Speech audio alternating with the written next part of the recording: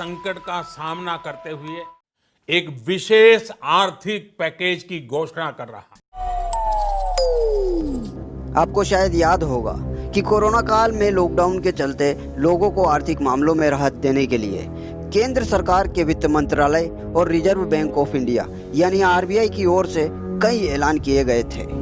इनमें वित्त मंत्रालय और आरबीआई की ओर से लोगों को उनके लोन एवं अन्य बैंकिंग क्षेत्र की ईएमआई अथवा बकाया रकम चुकाने के लिए पहले 3 महीने और फिर बाद में 3 महीने अतिरिक्त का समय देने के लिए मोरेटोरियम की सुविधा दी गई थी।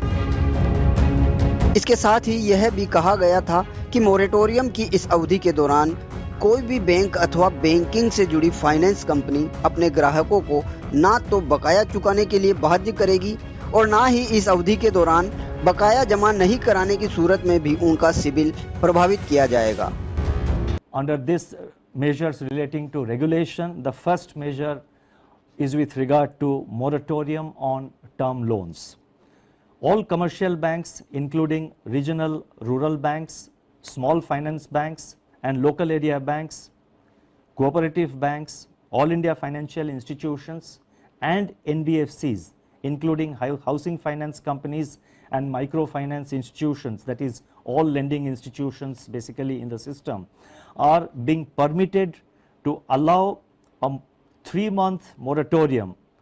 I repeat, all the lending institutions are being permitted to allow a moratorium of 3 months on payment of installments in respect of all term loans outstanding as on 1st March 2020. लेकिन मौजूदा हालात तो कुछ और ही कहानी बयां कर रहे हैं,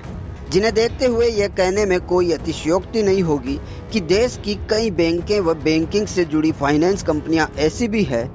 जो शायद ना तो सरकार और वित्त मंत्रालय के निर्देशों की परवाह करती है और ना ही रिजर्व बैंक ऑफ इंडिया के निर्देशों की पालना में यकीन रखती है। इतना ही नहीं, जहां सरकार ने लोगों को कोरोना काल और लॉकडाउन के चलते राहत की घोषणाएं की थी, वहीं ये बैंकिंग कंपनियां कोरोना काल का फायदा उठाते हुए लोगों की जेबों पर एक प्रकार से डाका डालने की कोशिश करने में जुटी है,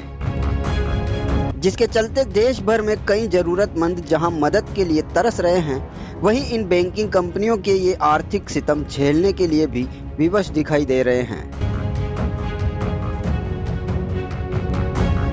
जी हां, कोरोना काल में जहां पूरे देश के सामने कई आर्थिक समस्याएं आई, वहीं देश के हर खासो आम के सामने भी उनकी आर्थिक स्थिति से जुड़ी कई समस्याएं पेश आई, जिनके चलते ही सरकार और आरबीआई की ओर से लोगों को राहत प्रदान करने के लिए कई घोषणाएं की गई थी। इस दौरान जहां मार्च में लॉकडाउन लगाए जाने की वजह से वित्त मंत्रालय और आरबीआई की ओर से पहले 31 मई तक और फिर बाद में 31 अगस्त तक के लिए बैंकिंग सेक्टर से जुड़े बकाया चुकाने के लिए मोरेटोरियम की सुविधा दी गई।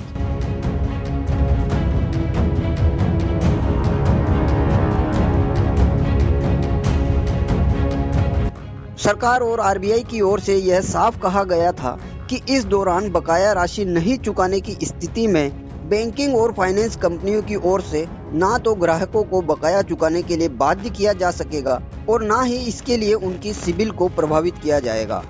हालांकि इस अवधि के दौरान बकाया पर अतिरिक्त ब्याज लिए जाने का फैसला बैंकों और फाइनेंस कंपनियों पर छोड़ा गया था,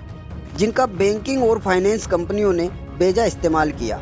लेकिन दूसरी ओर ग्राहकों को जो राहत प्रदान की गई थी, उसका भी इन बैंकिंग और फाइनेंस कंपनियों ने अपने मनमाने तरीके से इस्तेमाल कर पहले से ही ढीली पड़ी ग्राहकों की जेबों पर डाका डालने का काम किया।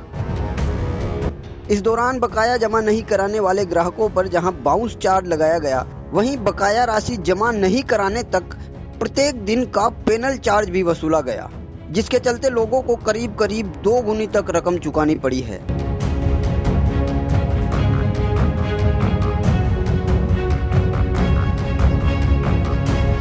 ऐसे में सरकार की ओर से लोगों को दी गई राहत उनके लिए उल्टी आफत का सबब बनने से कतई कम साबित नहीं हुई है।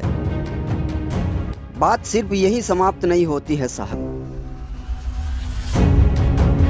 क्योंकि बकाया राशि पर बाउंस चार्ज और हर दिन का पेनल चार्ज लगाए जाने के नाम पर गरीबों की जेबें काटने के बावजूद इन बैंकिंग और फाइनेंस कंपनियों ने कोरोना काल की अवधि के दौरान बकाया जमा नहीं कराने के लिए ग्राहकों की सिबिल भी इस कदर बिगाड़ी है कि हो सकता है शायद इन ग्राहकों को भविष्य में कोई बैंक या फाइनेंस कंपनी उनकी जरूरत के समय लोन तक ना दे। और यदि कोई बैंक या फाइनेंस कंपनी उन्हें लोन दे भी देगी तो यकीनन वो भी इसके लिए मोटा इंटरेस्ट रेट लेकर इसका बेजा इस्तेमाल करने से तो कोई परहेज तक नहीं करेगी। बात अभी भी खत्म नहीं होती है जनाब, क्योंकि इन बैंकिंग और फाइनेंस कंपनियों का सितम सिर्फ यहीं तक थमने वाला थोड़े ना है। आखिर कोरोना काल का जमकर फायदा उठाते हुए इन्हें भी तो अपनी आर्थिक स्थिति जो सुधारनी है। हाँ, ये अलग बात है कि इनकी आर्थिक स्थिति सुधारने के लिए भले ही किसी मजबूर और लाचार इंसान की स्थिति बिगड़े तो बिगड़े। कर्ज के बोझ तले दबे किसी किसान की तरह उसके सामने भी सिर्फ खुदकुशी करने का रास्ता ही भले क्यों ना बचे,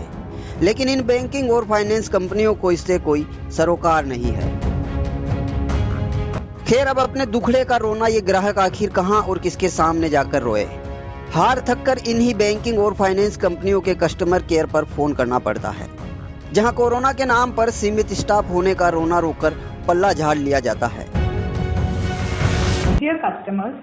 considering the current pandemic situation, our offices will be functioning with reduced staff. Hence, please expect a delay in response. Corona संकट का सामना करते हुए जबकि इसी दौरान उनके दफ्तरों में जाकर देखा जाए तो भरपूर मात्रा में स्टाफ मौजूद होता है, जो कि हो सकता है शायद अपनी अर्थव्यवस्था को पटरी पर लाने की योजना बनाने में ही व्यस्त हो और ग्राहकों की अर्थव्यवस्था से उन्हें कोई मतलब ना हो। बहरहाल, अब ऐसे में सरकार और आरबीआई खुद ये विचार करे कि कोरोना काल और लॉकडाउन के चलते लोगों को जो राहत उन्होंने प्रदान करने की घोषणा की थी, क्या सचमुच वही राहत लोगों को मिली है, या फिर उस राहत का असल इस्तेमाल तो बैंकिंग और फाइनेंस कंपनियों ने ही कर लिया और लोगों के सिर पर आफत का पिटारा फोड़ दिया, जिससे अब अपना सिर फुड़वाने के अतिरिक्त इन लोगों के पास कोई चारा तक नहीं बचा है।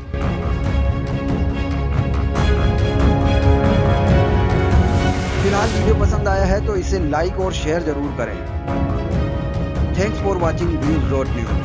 Will be keep ahead always.